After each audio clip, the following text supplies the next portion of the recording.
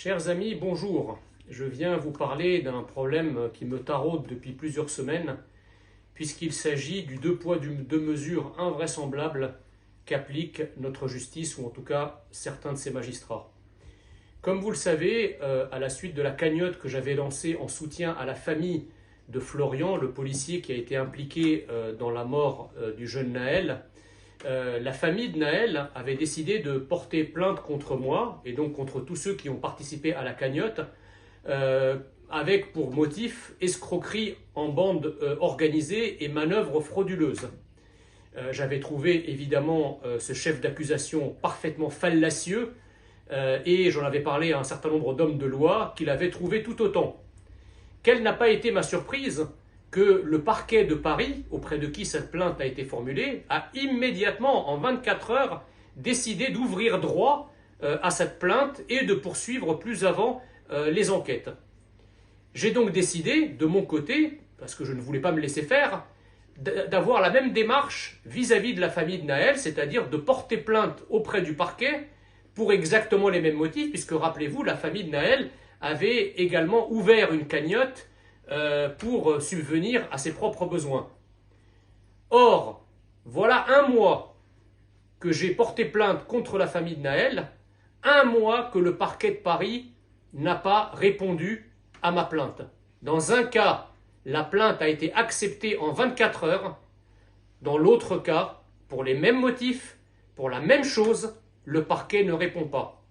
Je considère qu'il y a là une instrumentalisation honteuse du droit par le parquet qui décide, pour des motifs idéologiques, probablement d'apaisement d'une situation, de donner satisfaction à une partie et de faire la sourde oreille à l'autre partie pour exactement les mêmes motifs, c'est-à-dire également à des fins d'apaisement de la situation sociale. Je croyais que nous vivions dans un état de droit où la justice est neutre, impartial. Je croyais que nous avions affaire à des magistrats qui étaient là pour dire le droit et non pas pour appliquer un certain nombre de lubies idéologiques.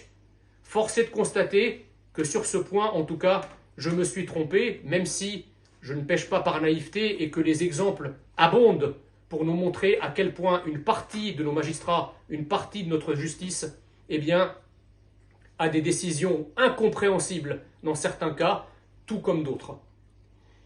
J'ai donc décidé de porter cette affaire devant vous, de dénoncer cette affaire, et je demande solennellement au ministre de la Justice, garde des Sceaux, Éric Dupond-Moretti, de prendre les mesures nécessaires pour que l'impartialité de la justice soit respectée et pour que ce qui a été accordé à une partie pour des motifs particulièrement fallacieux et farfelus le soit tout autant pour la plainte que moi-même j'ai déposée à l'encontre de la famille de Naël pour les mêmes motifs.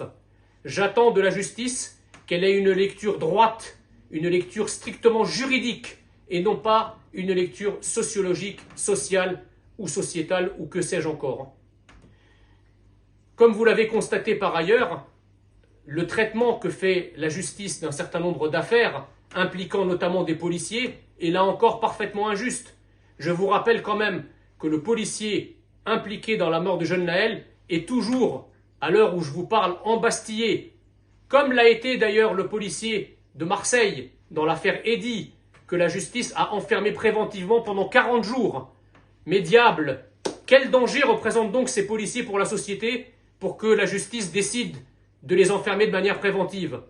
Pourquoi quelqu'un au profil si inquiétant que Oumar, l'ordure qui a torturé atrocement et violé la jeune Mégane à Cherbourg, qui avait été déféré un nombre incalculable de fois devant la justice et que la justice a laissé libre en pensant qu'il ne représentait aucun danger pour la société. Oumar était libre, mais les policiers qui font leur travail sont embastillés dans l'attente de leur jugement. Voilà comment fonctionne une certaine partie de notre justice aujourd'hui.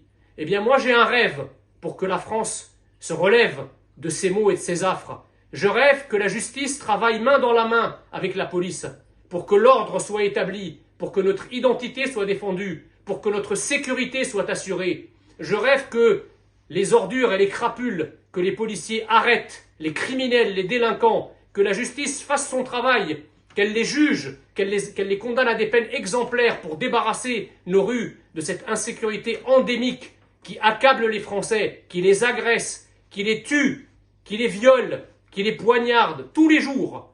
Je rêve que la justice relève le défi qui lui est jeté par tout un tas de forces ennemies de la France, ennemies de notre sécurité.